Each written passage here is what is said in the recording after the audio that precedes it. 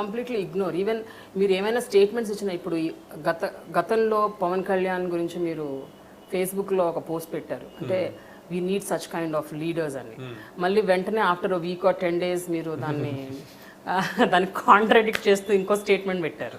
అప్పుడు you face the complete bash of the fans నుంచి బాగా మీకు ఇష్టం వచ్చినట్టు కామెంట్స్ వచ్చేసాయి మీ దగ్గర. అందులో చాలా అబ్యూజివ్ కామెంట్స్ కూడా ఉన్నాయి.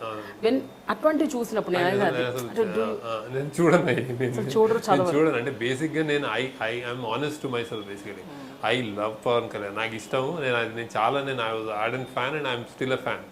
సో వెన్ కానీ ఫ్యాన్ ఎలాంటి ఫ్యాన్ అంటే ప్రాబ్లీ ఐ ఫీల్ అంటే నేను అంత స్టేజర్ ఉందో లేదో కానీ ఏదన్నా ఒక తప్పు సంథింగ్ లైక్ పొలిటికల్ ఏదైనాకు వచ్చినప్పుడు అంటే ఫిల్మ్ మేకర్గా ఫిల్మ్ హీరోగా మనం ఏం మాట్లాడలేము.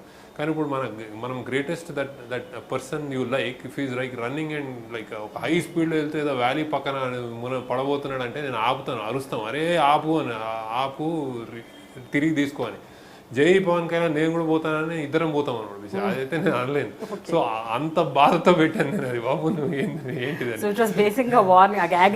ఆగని, ప్యూర్ ఆగని. లేకపోతే సార్ నాకు అసలు ఎవరి గురించి పోస్ట్ పెట్టే అవసరం లేదు. Because I thought there was a hope, సగాక్మని అరే వస్తున్నాయి. తర్వాత నేను ఆ పెట్టింది కూడా ఎందుకు జాయిన్ అవుతావు, అవసరమా అని. అంటే వార్లు మనం నీకు అంత స్టేచర్ ఉంది, వార్ ఫైట్ చేయాలి కానీ వీళ్ళని సపోర్ట్ చేయాలని నీలాంటి వాడు చెప్పడం ఏంటి, అది పక్కన కూర్చొని చెప్పుకోవచ్చు కదా అని అనిపించి. అంటే వీళ్ళు దాన్ని సపోర్ట్ చేసినప్పుడు because I have my reservation. So అది నా problem. He could have stood by his own and created a whole new world.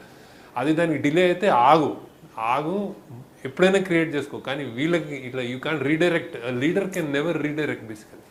So that ఆ యాగనీ అనమాట, నువ్వు పడిపోతావు అని యాగనీ తప్ప. ఇప్పుడు మీకేమనిపిస్తుందండి 2019 ఎలక్షన్ టైంకి పవన్ కళ్యాణ్ ఒక మేజర్ పవర్గా ఎదుగుతారా కాదా?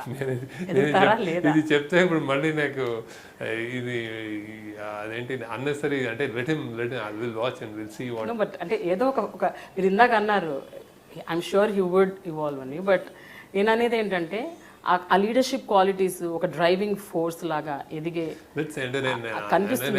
అందరిలాగా నేను వెయిట్ చేస్తున్నా. Let's see. మీరు చాలా డిప్లొమాటిక్ ఉన్నారు. నేను అంటే నాకు నిజంగానే అంటే నేను ఐ డోంట్ వాంట్ టు. అంటే మీరు ఈ మధ్య కాలంలో బాగా గమనిస్తున్నారు కదా, ఆయన వెళ్తున్న పబ్లిక్ ఫోరమ్స్ అవ్వచ్చు, పబ్లిక్ మీటింగ్స్ అవ్వచ్చు, ప్రజలతో ఆయన ఇంటరాక్ట్ అవుతున్న విధానం అవ్వచ్చు, రకరకాల ఇష్యూస్ మీద ఆయన స్పందిస్తున్న విధానం అవ్వచ్చు, ఇవన్నీ మీరు చూస్తున్నారు. అంటే నేను ఏమనంటే as a person I want him to do more. ఇది మాత్రం చెప్తాను నేను.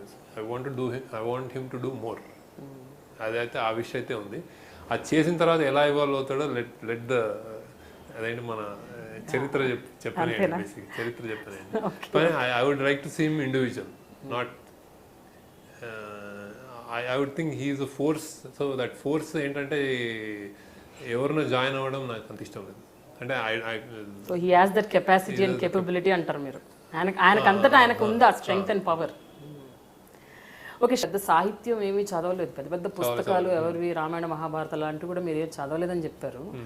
బట్ మీకు ఆ స్పెషల్ ఇంట్రెస్ట్ ఏంటండి తెలుగు లిటరేచర్ మీద, తెలుగు భాష మీద? ఎప్పుడు యువ్ బీన్ అంటే ప్రతి ఫోరంలో చాలా చెప్తుంటారు. మీ సినిమాల్లో కూడా మీరు ఎప్పుడెప్పుడో తెలుగు సాహిత్యం, దేవులపల్లి కృష్ణ శాస్త్రి, దాశరథి గారి ఇలా పెడుతుంటారు. You make a point. Is there any specific reason for that? Specific reason ఏం లేదు, కానీ నేను believe and that is a fact also. అంటే అది నమ్మరు సగం మంది ఇంటర్ ఎవడైనా